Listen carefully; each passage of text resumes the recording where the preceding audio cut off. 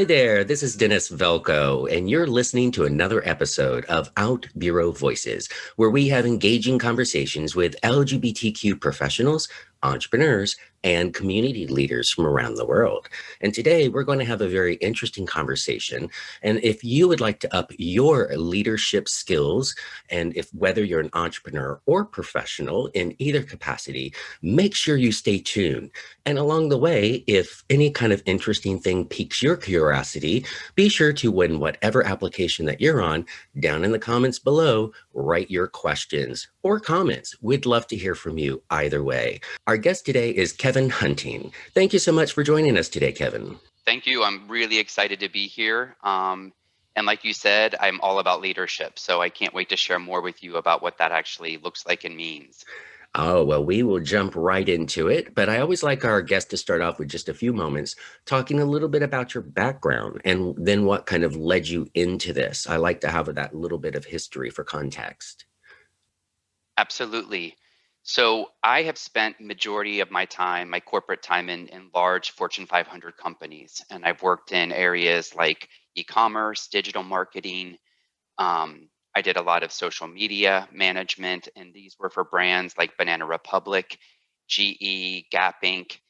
And as I was going throughout my career, what was happening was I was learning obviously more and more about who I am, what makes me tick, what excites me in my job and what I'm actually doing. And the biggest, I'd say, influencer change that happened in my life that put me on this path towards coaching is when I met my spouse. My husband is a career diplomat. And so what that means is that every 3 to 4 years, I'm picking up and moving to some new location because he typically is receiving a new post. And it can be international or even domestic here in the United States. Well, started this path, right? And as you can imagine, it brought up a lot for me just based on these big transitions. I mean, moving is not a small feat. And I noticed as I was moving to these places where I didn't have any professional networks, really existing professional networks or support even from friends and family, it really prompted me to start thinking more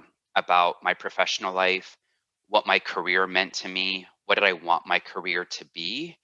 And those really started to have a major impact on me determining that, you know what, I needed to choose a new path for me that worked better than trying to just find a job at some new brand or some new Fortune 100 company wherever we had moved. And that really was the impetus for me to start like looking into coaching, which has now led me, to doing the certification process and launching my own coaching practice called Two Steps Forward Coaching. Okay, interesting. So your husband's a career diplomat. So does he work within the United Nations structure? Great question. He is actually a Mexican. He works for the Mexican government. So he's a part of the foreign service in Mexico.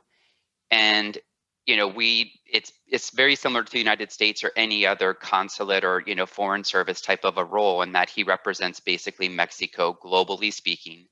And we have spent time in Dallas, Texas, Mexico City. We were in Washington, D.C. for a period of time, and now we are currently residing in Miami.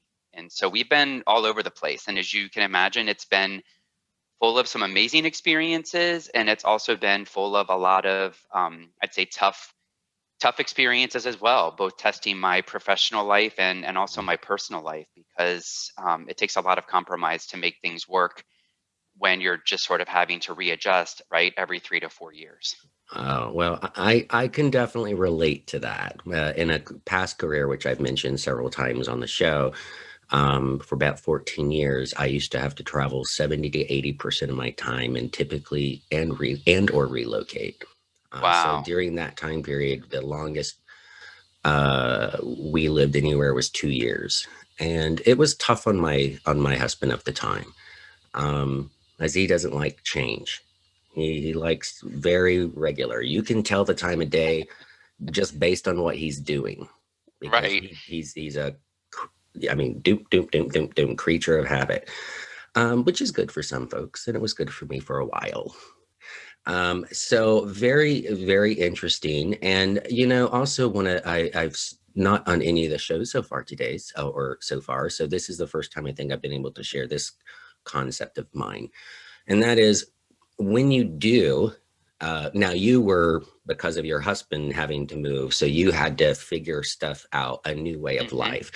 But to kind of reverse that, I share sometimes with people who are coming to me with either problems, or sometimes I just suggest it, is, the one of the best times to create change in your life is to physically move to another city, another state, another country. Because if you don't have any connections there or friends there, it's a great time to personally reinvent yourself. Hmm. You know, no one knows that you were a big ho in your last city or whatever, or that you were whatever happened, right? Or whatever you're trying to get away from. And I don't think that that's running away. I think it's moving forward and redeveloping yourself, whatever that is. Like, I helped one of my sisters move to another location because she just was, many, many years ago. She just had to get out of the environment that she was in. And Hmm. since, her life has flourished. I mean, her career, she's probably making 4 times the amount of money that she used to make, finally married a great guy, and has a great life. And so I like that you took that opportunity out of the calamity, and Hmm. a bit of chaos, and say, whoa, I need to stop having the world react to me, and I need to take charge of me and create something that is also you can do from anywhere, which is great, right? It can. I think one of the biggest hurdles too in this process for many people is just that change, right? It's Mhm. stepping into sort of the unknown. And I totally agree that sometimes reinventing yourself, as much as um, people are, have that initial kind of, oh my God, what is it going to take, right? What does that actually mean? What am I going to have to do? What actions am I going to have to take to make this a reality?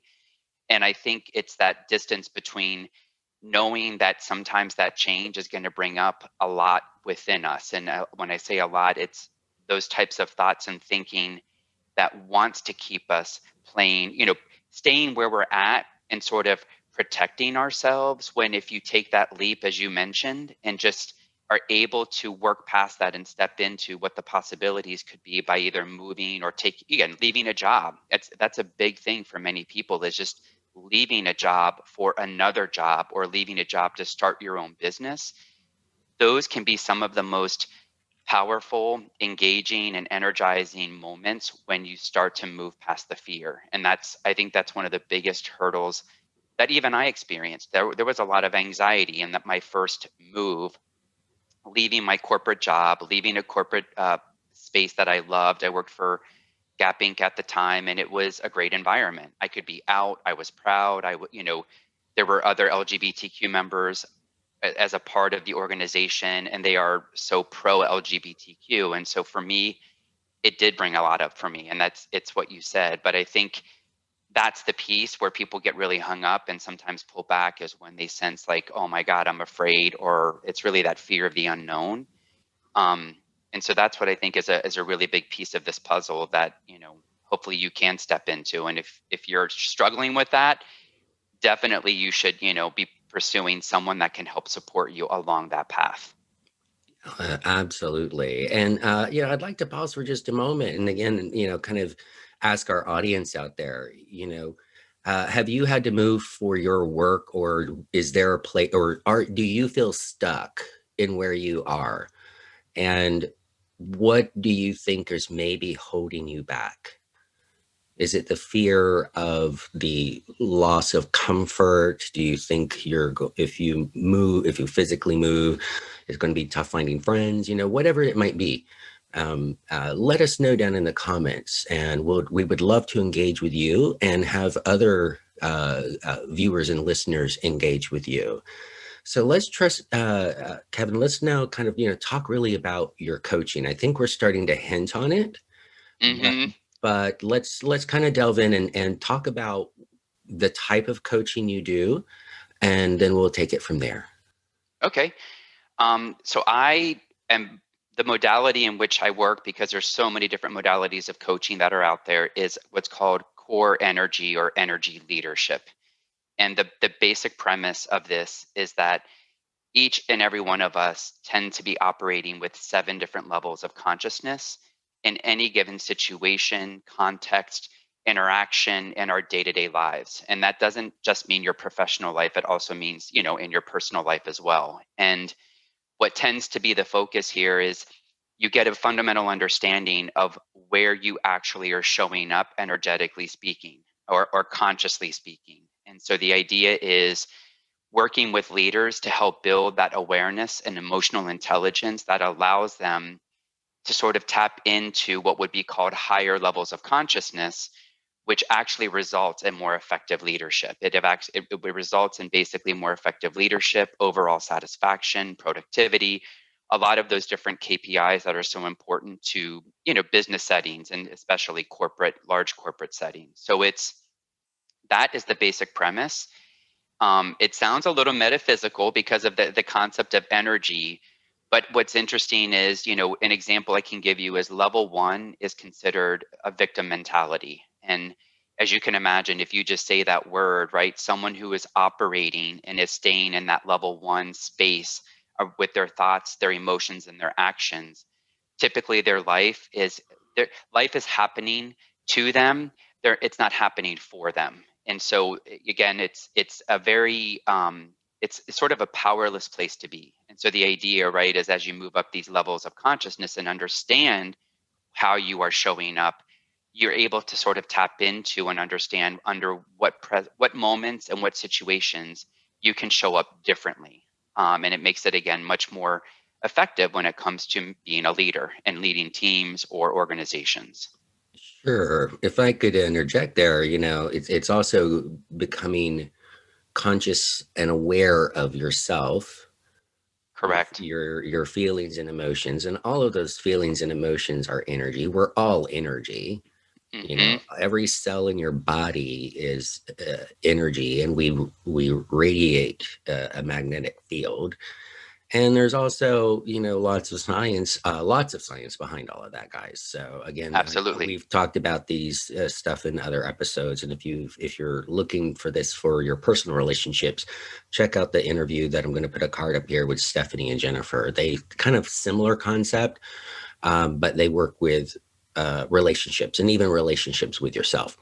And then of course, also, if you're constantly showing up with negative energy, negative thoughts, and kind of putting that out there, you tend to attract that, right? That's so true. I think it's a physics statement that energy attracts like energy. And so if you're that type of individual, exactly like you said, Dennis, so eloquently, if you're a person who is always angry, sort of frustrated, and defiance, which is a level 2 state of consciousness, what you're going to find is, I bet you the people that are around you, usually day in and day out, are also operating within that same level of energy or consciousness. And so it just sort of reinforces the world and how you're viewing it. And what's beautiful about the coaching paradigm that I do is it helps to sort of it breaks the mold of the unique lens or the views that each of us tend to see the world through, which a lot of times can be very limiting. And those things are things that we've learned from our parents, messages that we've received from them, from our peers, perhaps from other family members, that in some situations don't lead to you empowering yourself. They really lead to you, being a victim of your own life. And so that, like you said, that it's really about you and taking accountability and responsibility for who you are, really, and what you want.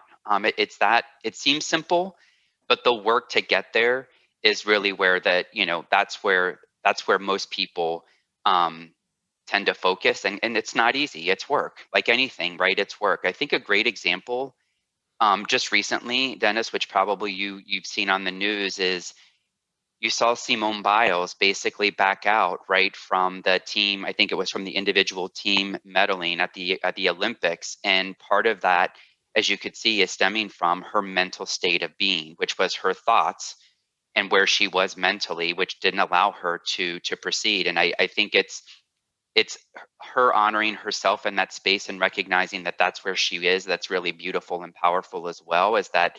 But that shows you the power of our thoughts. That's what that's the point here, is how powerful, and I think how much we take for granted how our beliefs and thoughts inform almost every aspect of who we are and what we want in our lives.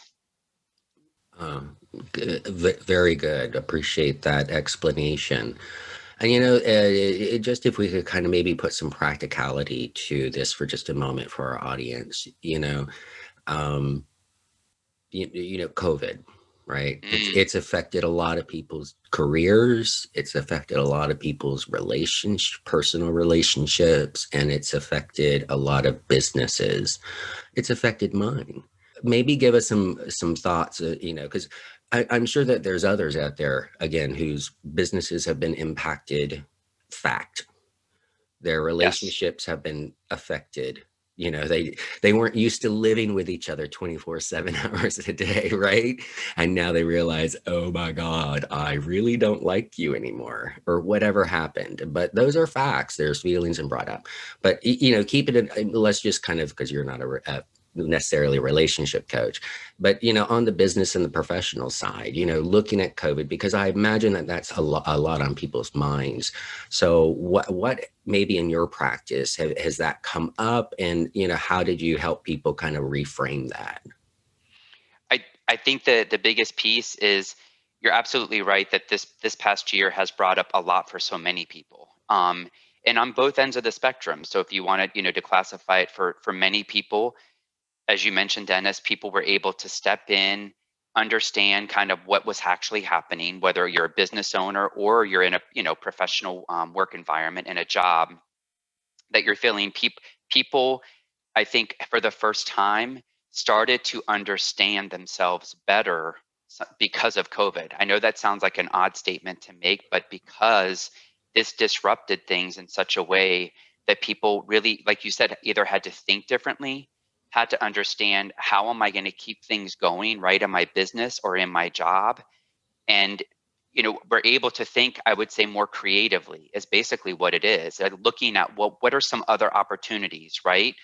Now, on the flip side, I have clients who have actually gone probably the opposite direction. And so again, the point here is that the individual experience is exactly that. It's based on where you're at as an individual, and probably how you tend to see or view the world, as what you're going to probably how you're going to react to it. And so there's a lot of people who just were at a standstill. They literally were. It's almost like they were paralyzed and didn't know what to do next. And a lot of that is because of the stress, the additional stress, all the anxiety and the worry that COVID brought up for so many people. And so the big piece here, though, is understanding that even if you're on that other end of the spectrum where you felt like you were paralyzed, it's understanding for yourself that it doesn't have to be that way. And I think what happens is, many of those individuals, again, may not have the support. They don't, right? Some people have certain access to resources and support, whereas others may not. And so tapping into that and helping coaches, this is what coaches do, is help you to be able to sort of see past what you can't see, is sort of the Hmm. idea. And also unlock maybe patterns of how you are or tend to view things, to be able to, like you said, reframe those so that they allow you to move into more creative possibility type of scenarios. And so I think it's, I've worked with people just within this past 6 months where many of them recognized that they were really unhappy. You know, they were doing jobs. These are mid-career professionals that are pretty high up in organizations, but because of COVID and everything that's transpired, they were able to like do that inner self work to a certain extent and say, you know what, I'm miserable. Like, Hmm. I am absolutely miserable, and it affects my family, it affects my children, it affects my spouse or my partner. And so they were able to step into that space and obviously hired a coach, because they knew that they're like, I can't keep doing this. I don't want to. It wasn't I can't, it's I don't want to do this anymore. And recognize, right, to do the work to be able to get them to a new might be entering a new industry. Many of them were actually leaving very specific industries and looking at opportunities, same type of opportunities in terms of functional areas, but in other organizations that aligned more with their overall values. So it was, I've seen it all. You are saying exactly what other studies are showing. And you literally just described a study that came over the news wire, that news feeds I get, and posted, I think, literally last week on the OutBüro.com website. So very interesting. And in that study, they're calling it the Great Job Migration. They, through their surveys, they found that literally 70% of all people in the United States and Europe are looking to change jobs, and lateral sometimes shifts, sometimes even willing to take a slightly lower job, especially if if it's maybe to be able to the opportunity to move to a new city with, lower taxes. Like, we don't Hmm. have any state income tax here in Florida. Thank you, tourists. So there's lots of factors. They want better quality of life now. That's one of the key things. And they're willing to make a job change because most employers don't radically change, right? When you're there. Absolutely. So you have to find the environments that you want, with the work culture that you want, and the benefits. That's also what the study said, is that now companies, it's a huge talent war out there right now. And study after study comes out that I post all the time. So if you guys haven't checked out outbureau.com under the news, I not only post gay related news, but I'm partnered with Business Wire and Cision to get news. And I only post news, I don't post like, the Buccaneers won the whatever football game. I don't post stuff like that, right? It's all in and around human resources, diversity and inclusion, business, small business. If an incubator starts up, I'll post about that. Or if a new company hires a new diversity inclusion director, or they start a new, small business funds for underserved populations, right? That kind of stuff. But yeah, that's been consistent Hmm. in it. So you and your clients are confirming those studies. So it is a great opportunity to really, look, and just be aware, folks, too. Companies are now having to look at these studies, and it might be difficult to ascertain some of that information, because I know some big companies that don't even put that they have employee resource groups on their website. Like, Wow. why don't you do that? That's like, people want to know that. And well, of course, that was 2 years ago that person told me that. But now corporations and businesses of all sizes really need to strive to up their employer branding game, and really strive to communicate their culture, all of their policies, their benefits that are that are diversity inclusion practices, and that they have employee resource groups. What are the activities going on in those employee resource groups? And of course, for any of those companies listening out there that would like to have employer branding for your LGBT employees, that is what OutBureau is on that side of the house. Plug, plug, plug. Um, so very interesting. And so, I mean, we kind of delved a bit into a few things. So talk us a little bit through about maybe one, who your ideal client is, and then two, kind of generally, I think we've said pieces of it here, but if we could kind of go through what you really do, kind of maybe some of the steps that you do with your customers, your clients. Sure. So my ideal client is, I like to think of them as change makers.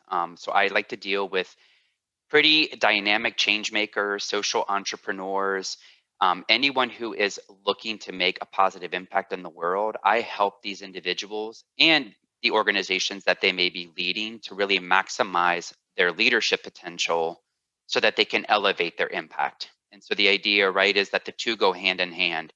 if you're not focused on your people and culture, which is that leadership side, there's a direct relationship there in how your overall organization is going to perform based on obviously the internal KPIs or type of metrics that you may be using to manage your business.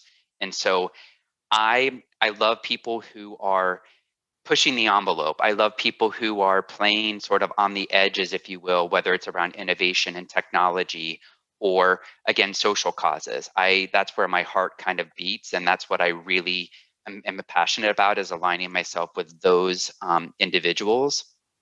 And the process that I use typically is I start with what's called the Energy Leadership Index Assessment, and that goes back to that idea of energy leadership. So I have at my disposal an actual assessment tool, and many of you maybe experience or maybe know of Myers-Briggs or DISC. Those are two of the other more popular personality tests, but this particular assessment is about your attitude.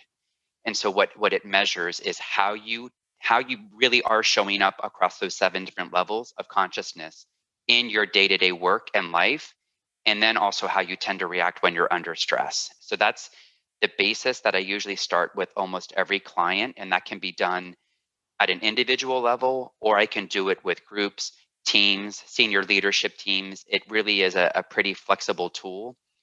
Then I use that with my clients to develop really the plan, if you will, of an understanding where their gaps may be in terms of their own individual leadership development and their wants. And we basically work on that over the life of a 3-month time frame, if that makes sense. And so it's I love it because I use a very sort of systematic way to go about doing it. And ultimately, right, it's about what my clients are looking to gain and what goals they have for themselves or what they're desiring in their life around leadership. That becomes the focus. They're the ones that are it's their agenda. It's never my agenda. It's always my client's agenda that sets the pace. Um, and I love it. And I guess I'd say sprinkled within that are tons of amazing tools and techniques that I'm able to use based on where my client is and what, again, their needs are. So it helps to give them clarity sometimes if they don't have the clarity that they may be looking for. Or there's another great tool that I use that allows people to quickly assess. Let's say you're in a particular role as a director, but your ultimate ideal goal is that you want to move up to a senior director or a VP type of role. It's understanding what the gaps are in that from a skills, behaviors, attitudes, characteristics, etc., to be able to really suss out and then build a plan around right the gaps that exist between it. And that's a lot of what I do, is that gap analysis, what I would call gap analysis. Right. I understand that. And for those in the audience, KPIs, just in case you don't know, is key performance indicators. Just, what do you want to measure? And I love that you do use systematic tools for that, so that it's not just kind of that warm and fuzzy, do you feel better? Kind of, so do you kind of do the clients retake those assessments maybe at the end or during at different points? That's a great question, Dennis. The attitudinal assessment it can be done that way. I don't tend to do it at the end, but it's certainly something that, to your point, is measurable. So what tends to happen is because it's your attitude, that's the whole point of doing the assessment, is it doesn't mean that it's static. Whereas our personality traits, we tend to just look at this is what it is. These are specific areas that you're able to, in the assessment, you're able to see where an individual from a leadership perspective might be getting tripped up, meaning it's blocking them or it's creating that tension, that stress, the anxiety, those lower levels of consciousness that they may be experiencing, and helping them understand what that is, why it's happening, and then to be able to formulate right the ways and the behaviors that are needed to get to those higher levels of consciousness. And so you can it be I can tell you one thing I've done with my clients is there's another tool that's called the leadership wheel of life, or the leadership wheel, if you will. And what it does is it allows me to, when I start with a client, to suss out across 8 different key leadership areas what they rank themselves in terms of their overall level of satisfaction. And then what we do is we will finish at the end of our time together based on where they wanted to focus. We can redo that to see if they've seen a huge gain in terms of what their overall levels of satisfaction are, both at the start and then finish. So that is another way that I've done it. And I've used that tool in employee coaching programs. That's when I've implemented one with a large financial service provider with their employees. That's exactly how we measured it, was where were they at when we started and where were they at when we ended, and we're able to look at those results. Okay. And so, obviously you do these assessments, you communicate, talk with your client. What kind of homework do they get? Oh my gosh, it's really powerful stuff. I'm going to tell you that. So a lot of it might be, I'm going to give you a specific example. I can tell you that one of the biggest areas of opportunity for almost any leader is just their own self-awareness. And it's something that, again, we tend to take for granted. We tend to say like, oh, I'm aware. But when you really start to dive into their self-awareness around some of those areas that I described that may be creating friction, they've never gone through exercises that are asking them to understand what is it specifically, right, that's coming up for them when they're experiencing it, so that you're able to start to build real plans around what the behavioral modifications need to be in order to get them where they ideally want to be. Does that make so? There's there's all types of tools. I mean, from visioning to journaling. A lot of it is journaling, since journaling is a powerful tool as well. Okay. In terms of getting your ideas down on paper, that's also a really powerful way for people to also kind of make it imprinted in their mind what it is, what would be their ideal state, right? Like, this is where you're at today, but what would it look like if you were operating ideally in this role across whatever those leadership disciplines or areas that we have identified. And so you can begin to paint a picture for yourself of what would that look like? What would I need to embody to be that type of a leader? And so there's tools that I use that really help someone get there, again, pretty quickly. It's all about, as a coach, that's what makes this discipline so powerful and amazing, right? Is it's really about forwarding the action and always looking towards the desired outcome. Um, and Gotcha. again, the stories, a lot of times it's working through those stories that each of us have internalized that are prohibiting us from getting to that desire. Okay. Very, very cool. So it's not having to go off for 2 years and meditate to raise No, your energy levels.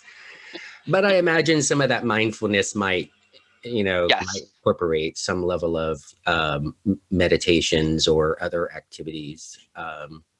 I walk for about an hour and 15 to hour and 30 minutes a day when the weather is not raining, right? And that's kind of my meditation time and my walking time, since I sit and work a lot. It's just being, for me, it's being mindful. It's thinking about what I'm even working on that day. I solve a lot of problems. I solve a lot of technical problems when I'm walking, because I'm looking at it afresh, or if I'm writing an article or writing drip email campaigns, which I'm doing right now. It's nice to get away and have that physical energy time and, air, sun, and think about things. And I don't just think about work while I'm walking. Sometimes I Right. don't think about much. I just say hello to all the dogs along the way. No, you bring up a really good point. Like, meditation, again, for the right client, that might be an amazing tool to tap into that allows them to be more present and aware of what they're experiencing, what they're thinking and feeling in specific moments. And so that is a powerful tool. And I do the same as you. I have two dogs. I actually love my midday, get out of my office, get out of this space, and just be amongst nature, be amongst the trees. Whether I see like neighbors walking their dogs, it's a great moment, like you said, to sort of detach. And it actually, sometimes when you are in that space where things are more kind of calm, There's a calmness. There's just a sense of overall like contentment when you're doing it.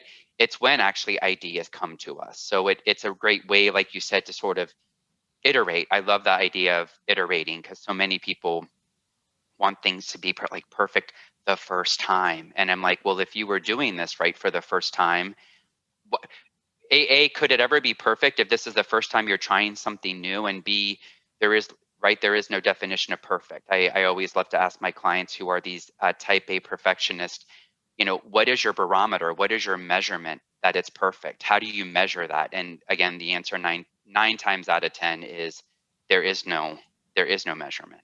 It's just it's this a pressure, an additional stress that you're putting on yourself, that many times again is not empowering you. It's actually it's making you less powerful. I could not agree more.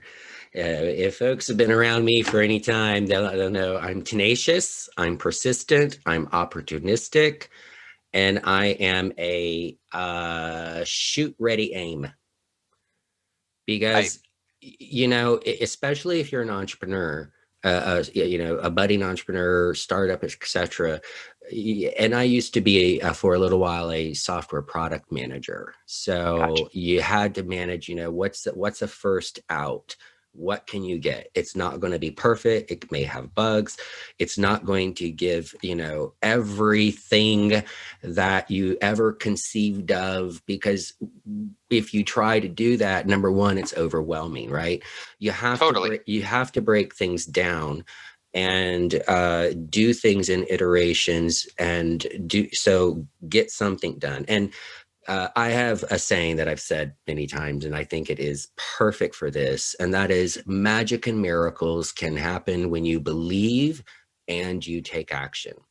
So you have to believe in yourself, you have to believe in what you're doing, but you have to take action. You have to do something every day. If you're an entrepreneur or you want to Mm-hmm. start a business, you have to do something every day in different areas to have some kind of progress.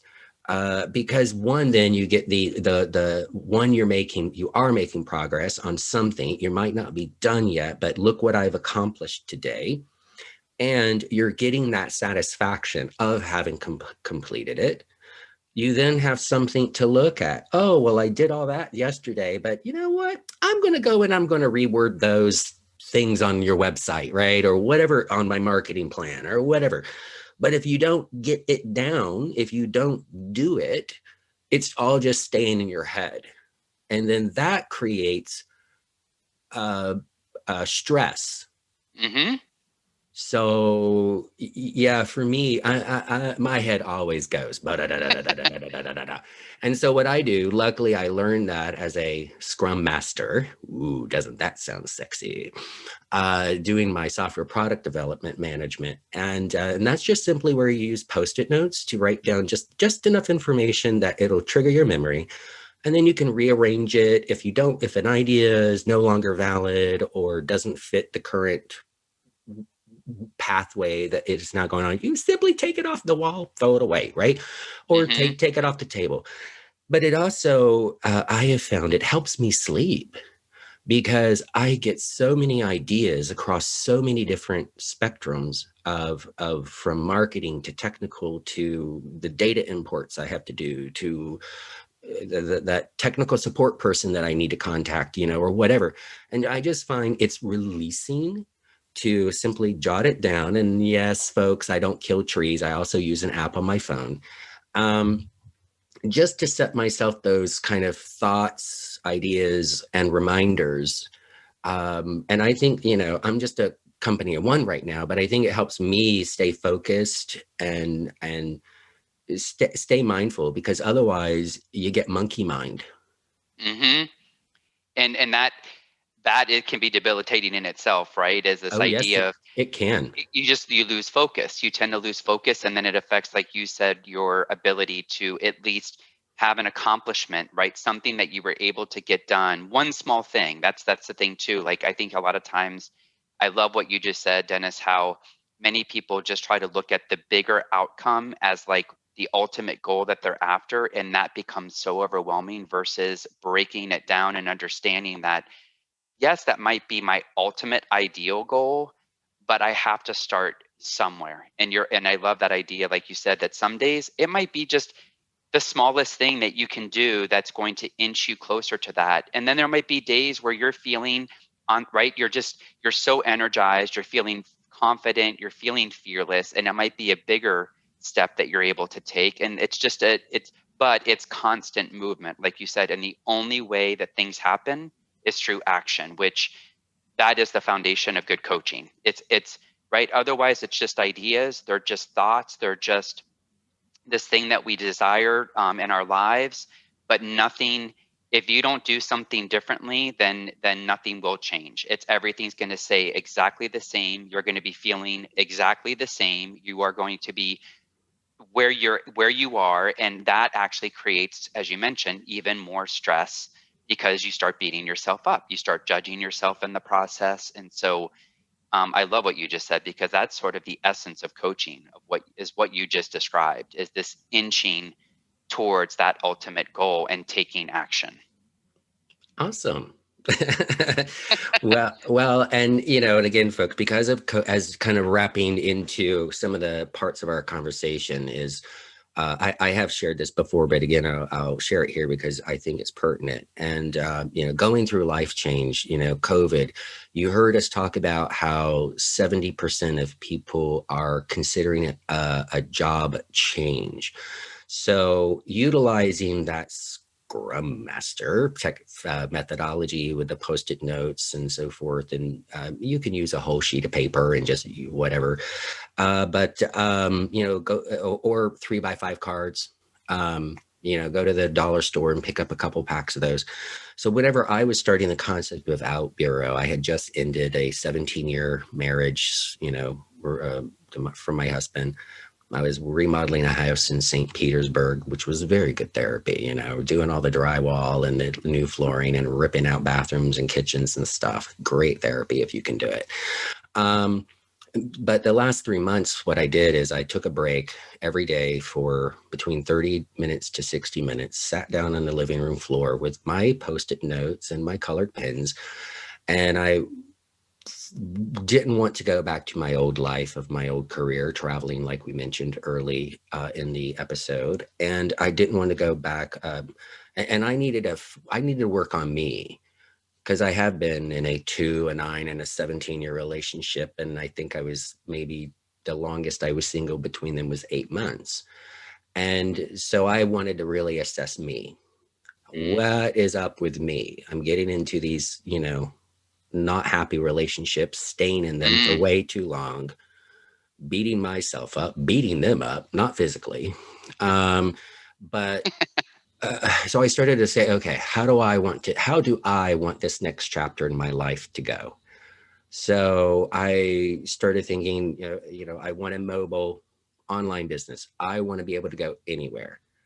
If some hot ass man from Rome visits Fort Lauderdale and sweeps me off my feet, I want to be able to move if I so choose. I'll probably at some point have a lot of things that will make that more complicated, but mobility. I like seeing and doing and going. And anywho, so I just started to write down different things that I wanted, and then assessing the potential of, and I didn't even have the name yet about Bureau, but writing down those little things, if that's journaling, in a notepad, or if that's using the Post-it notes or 3x5 cards, putting that down and then laying it all out and going, yeah, well, but I had this other better idea. So again, that idea I'm going to throw away because this is a much better idea. Being able to do that, I hope the audience out here, put in the comments below, have you ever done that? And if not, does it sound like a good idea? Are you willing to try that? Because, again, now so many people are in flux according to the studies. And, I think just one takeaway is for our audience to do that little exercise. So share with us in the comments down below if this sounds interesting to you, and then come back and let us know after you do it. Have you had any epiphany, aha moments? and then what are your struggles to get to that new design of a life that you have just laid before yourself? Yep, I think a great question that we could add to that, Dennis, is just Sure. to ask yourself, what is it that you think that you need to address or resolve in order to achieve, and then fill in the blank, of course, with whatever that is that you are looking to achieve for yourself, whether it's starting your own business or, leaving your job, or starting a new job, or looking for a job. There's so many different ways that that can be used, Mm, and that helps to get you thinking about what might be those areas that are blocking you or prohibiting you from stepping into the action that's going to be required to get whatever that is, whatever it is that you want to achieve. awesome. Yes, put down in below as well, if you would share those. What, I want to achieve this, but this is blocking me.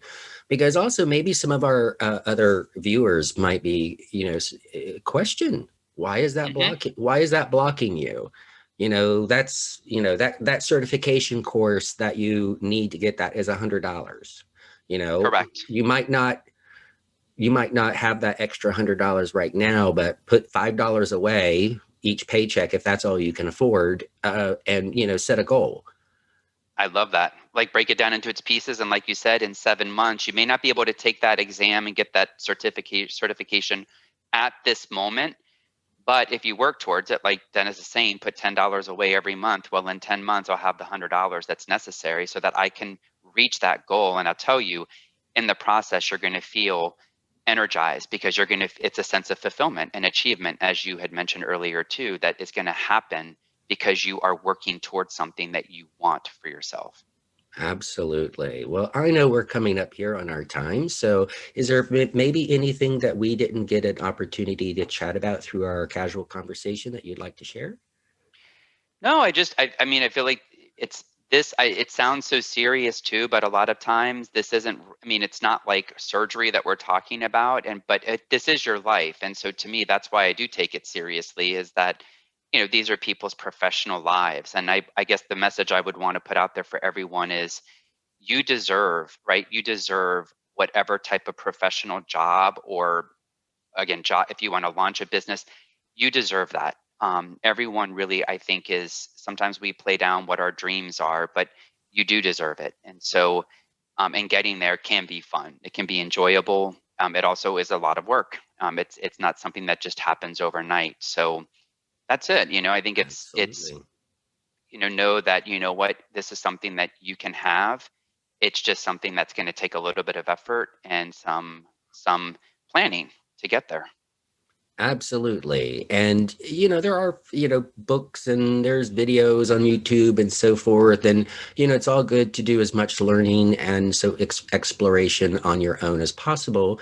But whenever you find that, what, I'm not getting the success, I'm not getting it, or I'm a scatterbrain, I'm being honest Hmm. with myself, and I really need someone to hold me accountable to this who's not personally involved in my life. You have folks like Kevin who can help you in your leader, help you further along to become a leader at whatever level of leadership that you are. Also, I hope this has inspired you to look at some of our other episodes. I'm going to put a card right up here. I've had several coaches on in different areas and have sometimes a different focus. So be sure to check out that particular playlist. And I hope that you have had some inspiration today. And if you would, please take a few moments and in the comments below, what did you learn today? What are some of the takeaways that maybe captured your attention, maybe was new information for you, or maybe inspired you? Whatever it might be, we'd love your comments down below. And oh, by the way, it helps the algorithms so that these things pop up. So also while here, be sure to hit that subscribe and follow button on whichever application that you're listening to this to. Thank you everyone for tuning in to another episode of OutBüro Voices. I'm Dennis Velco, and you can always find me on outbureau.com. We're looking forward to seeing you there as well. Bye-bye.